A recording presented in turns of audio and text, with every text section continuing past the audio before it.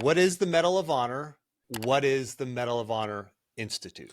Oh, great question. So the Medal of Honor is the nation's highest award for valor in combat. We've heard it as part of our culture now, those who have gone above and beyond, who in total disregard for their own personal safety or life, did something exceptional. And the cool thing about this is we acknowledge these are ordinary people that in the moment tapped into something and did the extraordinary and demonstrated to all of us what is possible in the most extreme circumstances. Many of the medals of honor have been awarded posthumously, that people observed this action and said that needs to be celebrated and recognized and revered. And there are some who survived, but there has to be witnesses that are willing to sort of write this up and declare and battle for this person to be awarded this medal. So it's the nation's highest award. Of the 40 million who have served, there's less than 3,000 who have received this medal. And the big majority of them were the Civil War, when honestly the standard criteria we use now was a lot different. So it doesn't happen. And in our era, there's only about 65 living Medal of Honor recipients right now. Wow. So they are a special breed, but they offer their stories going all the way back. The medal was commissioned by Abraham Lincoln, and going back to that day all the way to today, if nothing else, they demonstrate to us what is possible. And there are certain values that are embodied in the medal. We say integrity, courage, sacrifice, commitment, citizenship, and patriotism are sort of just part of the story and the spirit of the medal. And at the National Medal of Honor Institute, it is the Griffin Institute. It is housed physically within the new National Medal of Honor Museum, which is being built in Arlington, Texas, near Dallas Cowboys Stadium, Texas Ranger Stadium. It is the iconic Smithsonian quality place that houses and offers the stories of the medal. The Institute exists to project the stories and the values. And as we stood it up, we said, we want to inspire people, and the Medal of Honor stories do inspire. They call us to our better angels. But we don't want to just leave people there. We want to equip them. There's got to be so what does this mean for me? How can this help me in my battles of life? And we want to connect people through these values. Maybe this is the thing, man, that can bring a nation together. So the National Medal of Honor Museum opening in March of 2025 in Arlington, Texas. Wow. And then within the museum is the National Medal of Honor Institute. And I'm the Chief of Leadership Programs, which is focused on adult character and leadership development. We've got a center within the Institute focused on youth character and leadership development, K through 12. And then we've got a center for thought leadership, the Center for the Elevation of Honor, and how do we bring people together to explore the concepts related to the medal and the spirit of the medal. Wow. So that is a big vision. I mean, you said maybe this is the thing that could bring a nation together. Talk about that. Yeah, so the foundation that has raised the money and said it is time and it is needed so badly, the National Medal of Honor Foundation, they said we're going to do three things. We're going to build a monument in the mall in Washington, D.C. for the Medal of Honor, for the nation's highest medal for valor. This is the evidence that it's possible. It was unanimously approved by Congress. I mean, think of that. I mean, that never happens. They are standing up the National Medal of Honor Monument in D.C., the museum, and the medal, all with the vision of inspiring America through the values that can unite us. What a worthwhile endeavor on all three fronts. So yeah, and the vision of the whole collection of them is to inspire a nation to live the values in whatever way that shows up in their lives. Yeah, and that will be through, sounds like, what you're doing, the adult programs, you're going to have the museum, there will probably be some outreach, things like that. Exactly. So we've got the adults thing. So we've got executive programs. So we'll have mid-level and frontline leaders, and we've got programs where you come to the Institute and there's experiences there. And then there's flyaway courses where we'll offer things. And of course, eventually there will be virtual courses. But the youth, same thing. We've created curriculum that it can be integrated into and is already being integrated into 30,000 schools across the nation. Just going, hey, what's courage look like for you? Where it's not heavy-handed, it's not a military thing. I mean, it's not even a military museum. It's a museum about values that happen to be wrapped in military stories. So the whole goal is just to, excite the nation around these values that when we see it, it matters to us. It pulls us toward and inspires us. And when it's missing, when we are out of integrity with the things we know we deserve and should stand for, it bothers us. And that's why I think we say this is not acceptable. Some of the division and the things we see in the nation is we're better than this. And how can we bring that to life? Common ground, shared values. Let's start the conversation from there. Exactly. So Kevin, you, if I'm not mistaken, you interview and tell the stories of these Medal of Honor recipients. Is that right? Yeah. So some are, interested and excited to not only share their stories, but be a part of what we're doing. And some, just some are getting older and just not able to, but we take their stories in whatever way we can get them. And we offer them as, a path, as a clue, as a way forward for sort of the normal people to apply this stuff in their lives. So yes, I have had the blessing and opportunity to interview and work alongside some of these recipients, and humble, uncomfortable oftentimes with the medal. It's called by many of them the beautiful burden, is when they found out they had been nominated, because you don't nominate yourself, that someone else said, I saw what you did and it needs to be recorded. They're not happy often of getting nominated for the medal, because they say, why single me out? I was just doing what so many others did, and their stories are not being told. And the reason many of them accept the beautiful burden is they say, maybe through this platform, I can tell the stories of those who deserve it. So just the humility of the recipients has been awe-inspiring in itself. So you mentioned 3 things that you've identified that you hear as a common theme through these stories. Yeah. Competence, confidence, and commitment. Can you talk about those? So we call those the courage catalyst, because the number one question everybody has for Medal of Honor recipients is, how did you do that thing in spite of all of the obstacles and pressures and uncertainty and fear and fatigue and exhaustion and hopelessness? I feel those things, but you felt them in the most extreme moments. How did you go on and take that action anyway? I think I'm selfless, but then I heard your story, and that's what selfless looks like. I mean, Kyle Carpenter, you threw yourself on a grenade, for crying out loud. Is what was going through your mind, or what made you do that? And the 3 things you tend to hear from recipients, I think, can be informative to all of us. The first thing they say is, oftentimes, I was just doing what I was trained to do. It was the reaction that apparently was noteworthy on that day was just muscle memory for how we train for stuff like this, or how we think about each other. I was just doing what I was trained to do, which all of us reminds us that competence, we can get better at certain things and build routines and a depth of familiarity with some things that fear doesn't have the same pressure it did the first time we got exposed to. That's the 10th time you practice a speech, okay, walking out on the stage, if you feel like you're prepared, is very different than if you feel like, oh crap, I'm not ready. The 100th time you jump out of an airplane is very different than the first time. The altitude is exactly the same, but there's something about getting a lot of at-bats and a lot of reps. Fear hates reps. So what can I do to add competence and say, hey, that I can do. And if you share with me, hey, I've got to have a tough conversation. I know this comes up a lot in the podcast.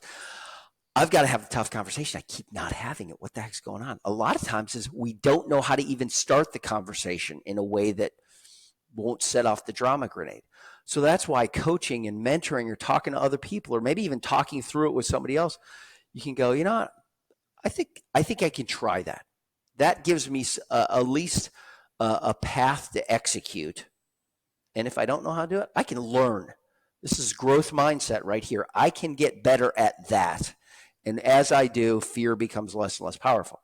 The second thing you hear from people, from the recipients, is they'll say, I believed I could do it.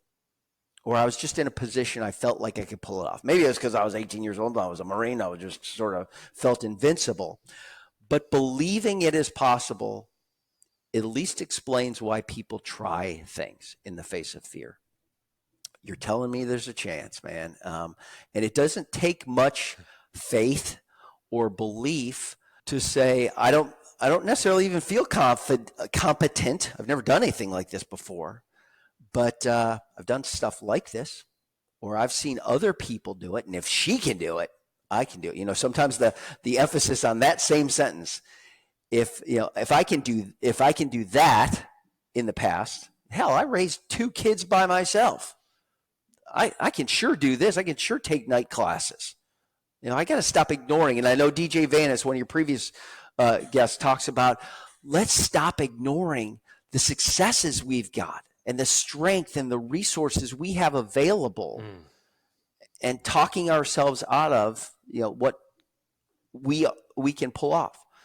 So there's something about, how can I build confidence? Sometimes that's you borrow confidence from others. You've got people around you who are reminding you, you can do this. You've got this. Heck, dumber people than you have pulled this off. You can pull this off.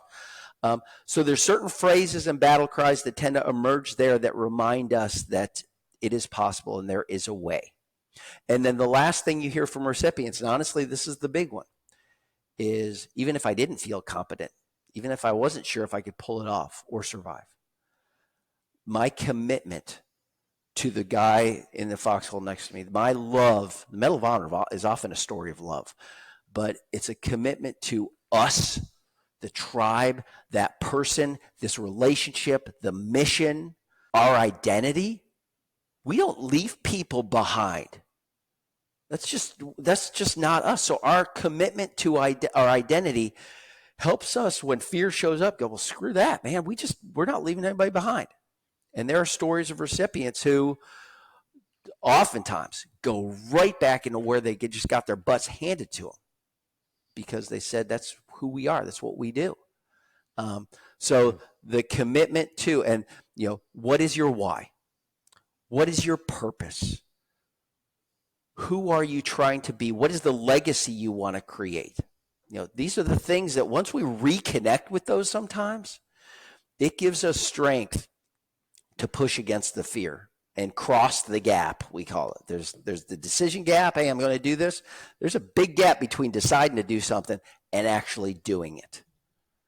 And that's, what, again, the exploration, when we ask people the toughest thing you've ever done in the face of fear that you've endured, maybe you're still enduring it, or that you've pulled off, what helped you do it? And man, it tends to fall into those 3 things. I got a mentor that helped me find a path. And I dove in head first into doing, I've never done a podcast before, but I sure as hell was going to learn how to. And I was going to listen and read and find people and build competence. Confidence, there are ways that I can remind myself and pull people toward me and pay attention to what gives me a chance.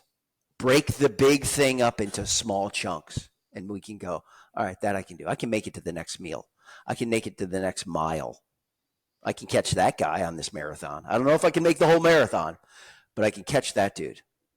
And maybe then the next person and the next person. That gives me some confidence because sometimes the marathon is overwhelming, but the shorter steps, I can do that. So the 3 buckets tend to emerge and we explore that with the help of the recipient stories.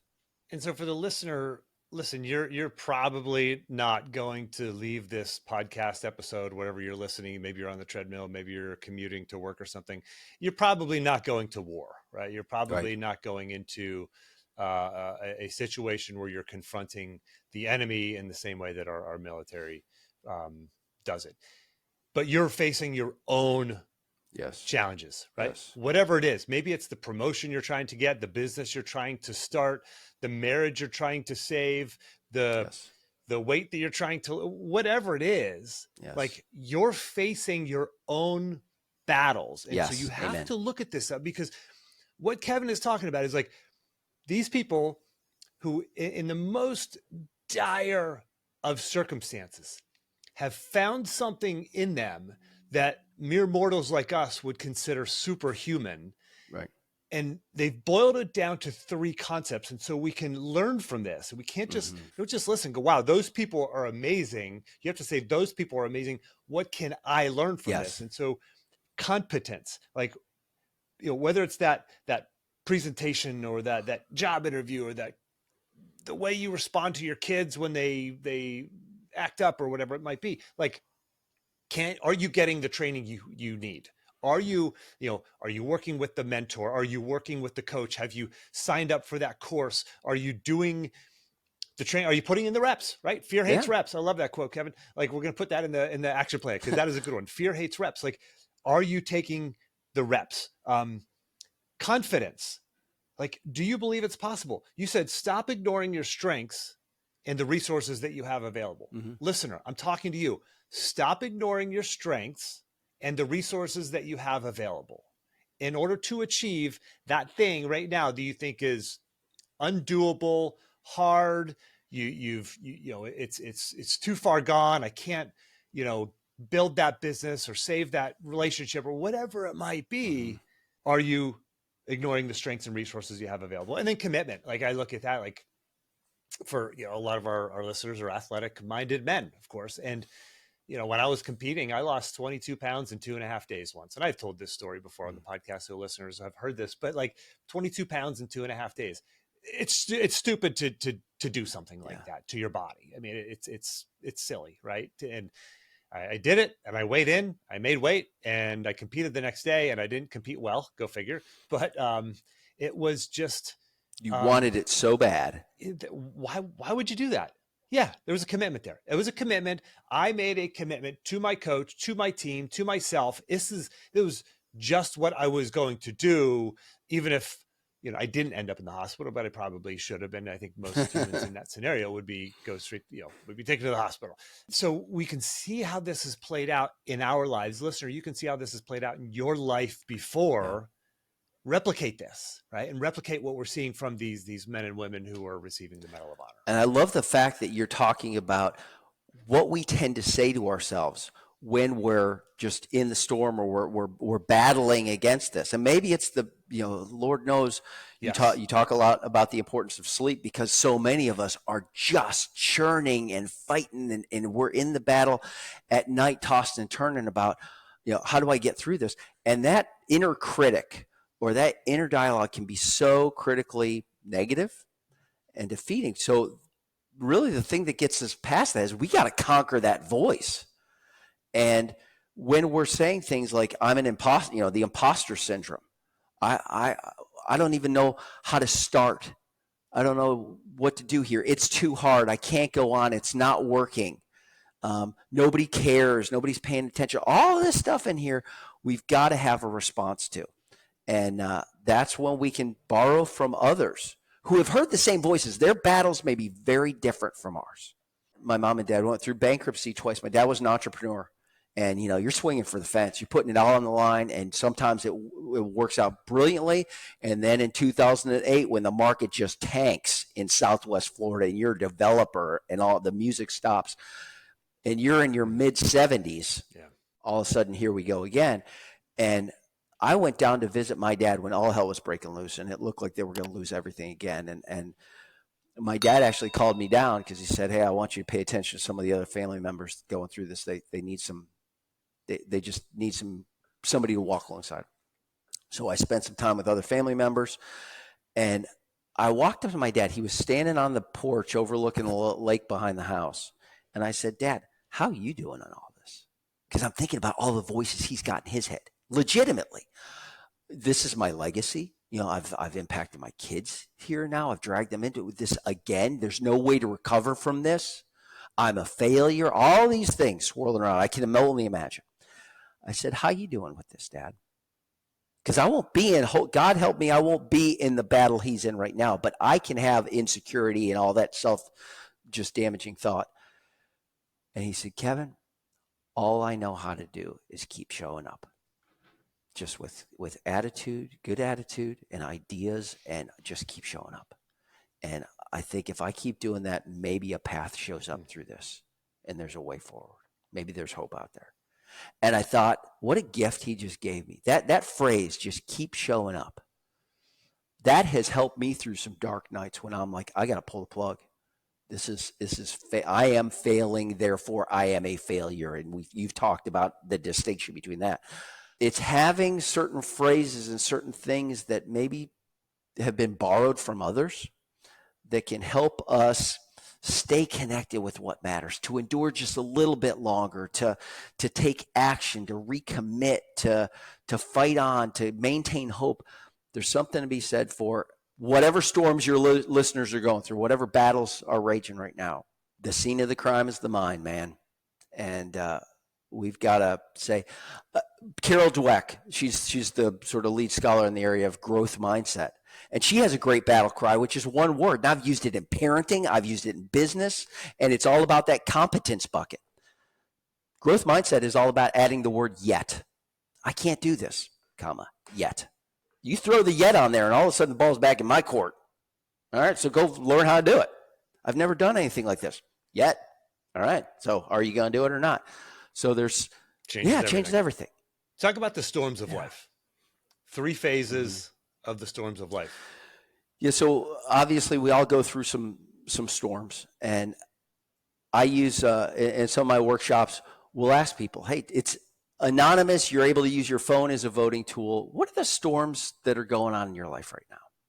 And it can even be positive storms. Hey, we're having our first kid, or I'm starting a new job. It's exciting, but it's terrifying me. Or, something like that. We're getting ready to go to see the in-laws for the holidays. That can be a bit of a storm in itself. So as people offer those up, I realize some people are getting ready for something. They're bracing for impact. So it's before the storm. Some people are in there. I'm halfway through chemo. I don't know, are my kids going through chemo, for crying out loud? So some people are in the storm and the winds are howling. And maybe it's something that you couldn't anticipate. It just, life shifted, bang, you're in a pandemic. All right, here we go. And then some people are coming out of storms and they're trying to make sense of it. And especially if it felt like it was a failure. And what I've noticed is in each phase, the voices are a little bit different. Right. And I've so the before the storm voices, tell me if these sound familiar to you, and they're sort of themes. I don't have the energy. I'm afraid of this. It's not worth it. I'm not sure how I'm going to get through this. I don't even know where to start. Man, this falls right into my weaknesses, right? There's a million things that all of us tend to say as something big and scary that maybe we want to do is showing up. And the themes tend to be, this is going to suck. I don't want to do this. I'm afraid of this. I don't think I can do this. I'm not ready. What if it goes wrong? So those phrases definitely impact. In the storm phrases, here's some of the things, and especially for the athletes. Halfway through a marathon, that voice is getting really loud. Today's not your day, man. Just, it'd be easier if you quit. Why is this hurting so bad? Some of the other things in the storm, giving up will make things better. I'm exhausted. It doesn't seem like anything I do is working. It's hopeless. Nobody really cares. I'm failing. I'm failing. And it's tough to keep yourself pushing on when it feels like the evidence is coming in that it ain't working. And then the last phase of the storm, after the storm, the voices tend to be this. I'm damaged. I'm defined by what just happened. I'm stuck. Maybe I'm a failure. I don't know who I am now. I've left my career that I'm very familiar with, and I'm starting a new one. It didn't matter. That's going to be my legacy. So all of those things can be self-defeating. So then the question is, all right, in that storm, what are you going to tap into that's going to help you endure or take the step, do the hard right thing, pursue your passion, take your commitment, have the tough conversation, raise your hand and volunteer, fire the guy who should have been fired 10 months ago. You'll want to add this one to the notes. Adam Grant has a great quote. After he heard enough executives talk about how hard it is to fire a toxic high performer, he said, it's better to have a hole in your organization than an a-hole in your organization. So, all right, if it's time to make the tough call and do the hard thing, What will help you do? Yeah, so the third phase of the storms of life is when we come out of it. And it may be that we're starting a new career, and so we've had a chapter of our life end, um, or we've had a failure. So sometimes the voices there, the themes are I'm damaged. I can't recover from this. This is my legacy. I don't know who I am now. Here's what I should have done something different, man. How unhealthy is that battle? I can't recover from this. It didn't matter. So those are some of the voices that, again, if we want to endure, if we want to demonstrate what's called post-traumatic growth, you come out of the storm. Some people come out of challenging, damaging experiences. You just got fired. All of a sudden, I'm trying to make sense of that, so that narrative can be damaging. So there's a distinction between post-traumatic stress, and it might even be so bad it's a disorder, and something called post-traumatic growth. Is some people actually come out of those storms stronger. They had been broken, but they put the pieces back together. So what's the distinction there? Well, a lot of it has to do with how we communicate with ourselves, what we tap into, using ourselves or our resources around us, including our tribe, to help us endure, sustain, take the step, have the tough conversation, keep pushing on, go the next mile, start the business. So the phases have intrigued me because the voices are unique in each phase. Yeah, and we've all heard all those words that you said. I've heard them. I imagine the listener. We've all heard those voices. Those words have come out of our own mouths. And so, yeah, how do we use what you call battle cries or creeds as yeah, tools to help yeah. us get through those storms? Yeah, so we'll start with battle cries. There are phrases that people tap into. A lot of times battle cry shows up as a tattoo somewhere on somebody's body where, man, this is defining. It reminds me of who I'm trying to be or what matters. Or sometimes it's a Bible verse. Sometimes it's just a phrase that the Stoics have offered up, a million times. So some of the battle cries that I'll share with you before the storm. Like I said, the power of the word yet is I don't know how to do this yet. Okay, where can I go to learn and get better and add some competence? The phrase "what if it goes wrong," man, is catastrophizing. And somebody challenged me. They sort of threw a trump card down on my "what if it goes wrong," and they said, "What if it goes right? How about you try that one on every once in a while?"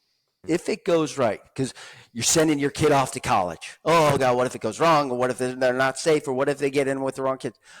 What if it goes right? Imagine the kind of person they can be. Imagine the friendships they have that are just like the friendships you made in college. Why would you hijack that from them?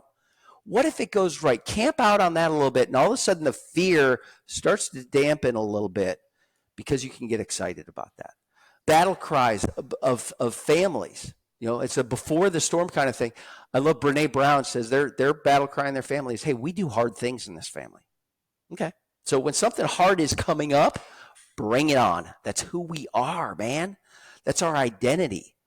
And let's not forget that. So as the storms are starting to approach, we can kind of confront that. In the movie Gladiator, there's a great scene where they're about to go into the arena for the first time. And some people are starting to discover that Maximus was a general and stuff. And people are pissing down their legs and shaking. And he says something that applies to gladiators in the arena 2,000 years ago, and it applies to the gladiators listening to this podcast. He said, whatever comes at us out of those gates, if we stay together, we survive. Because this, there is a natural tendency to isolate when things are not going well. So, I don't want to burden anybody, or they wouldn't understand, or I'm a failure, or we isolate. And to remind yourself that whatever comes at us out of this gates, as a family, as a company, I don't know what COVID is going to be like, but as a company, if we stay together, we survive. That's not a bad battle cry to tap into when the winds start howling, right? Some other battle cries in the storm. Man, going back to the Stoics again, this too shall pass. How often have you said that to somebody? I mean, there's two sides to that coin, but control what you can control. That's a huge one. And that's one of the whole reasons why people, and that gives us confidence. I can control that. I get overwhelmed when I try to control things I can't. But one of the number one battle cries that gives us confidence and helps us in the storm is breathe. Dude, just breathe. You can control that. Yeah. Breathe. Because if you stop breathing, you stop that, or you're not breathing properly, things start spiral out of control. So to start there, it sort of gets your feet underneath you.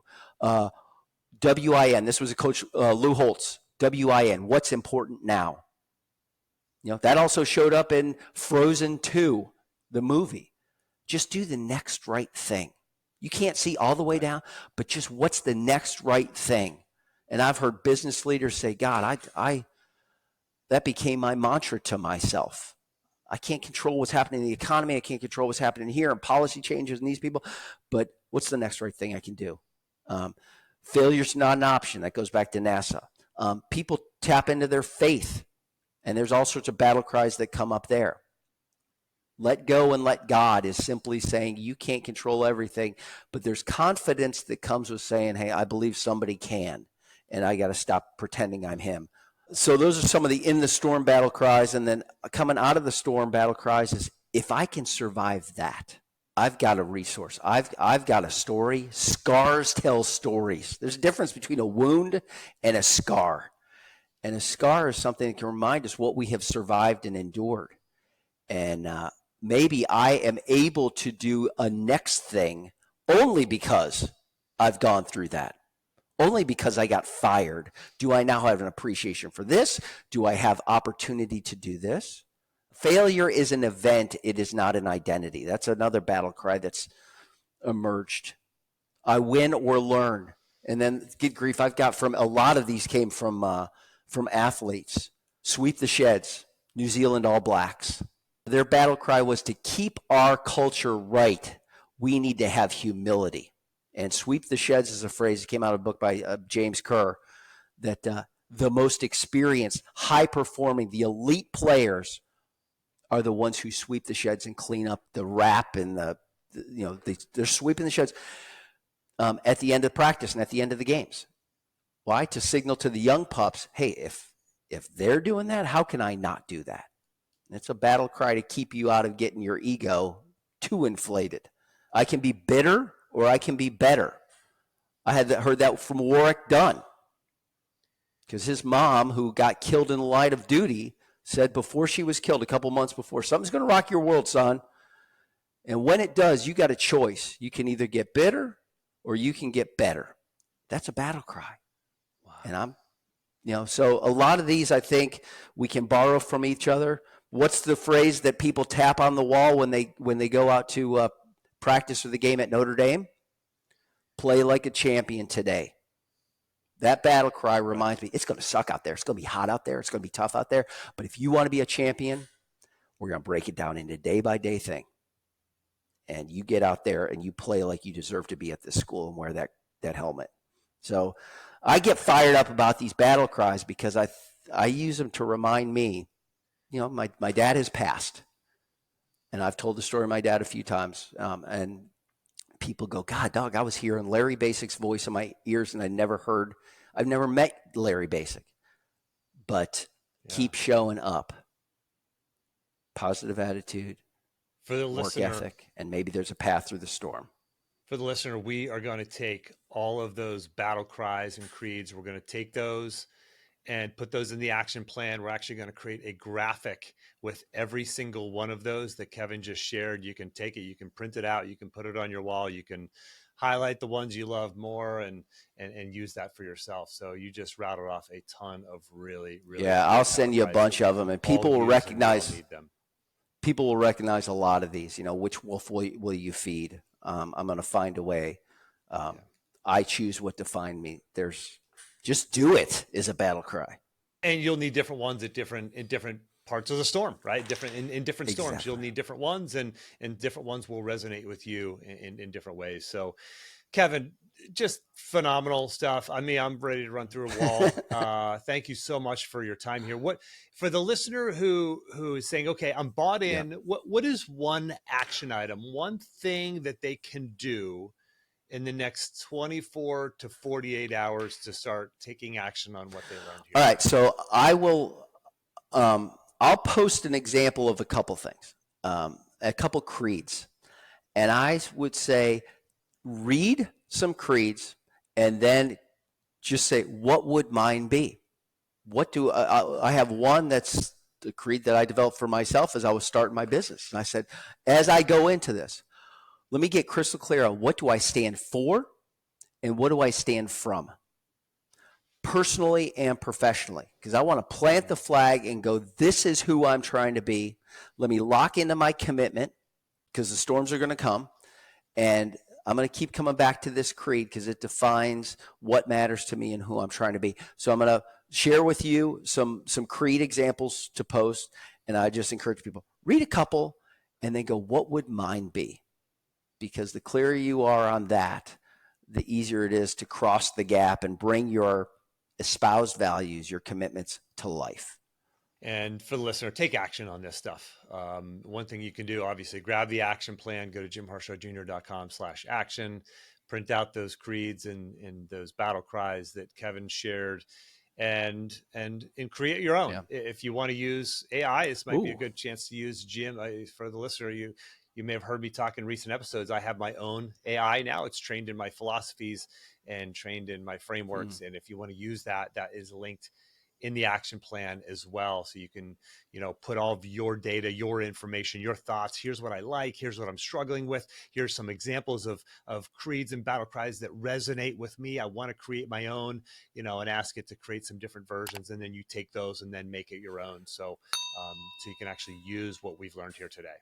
Kevin, thank you so much for your time, for coming on the show. Where can people find you, follow you, engage with Well, you Jim, first of otherwise? all, this has been great, and I mean, I'm a fan of the podcast.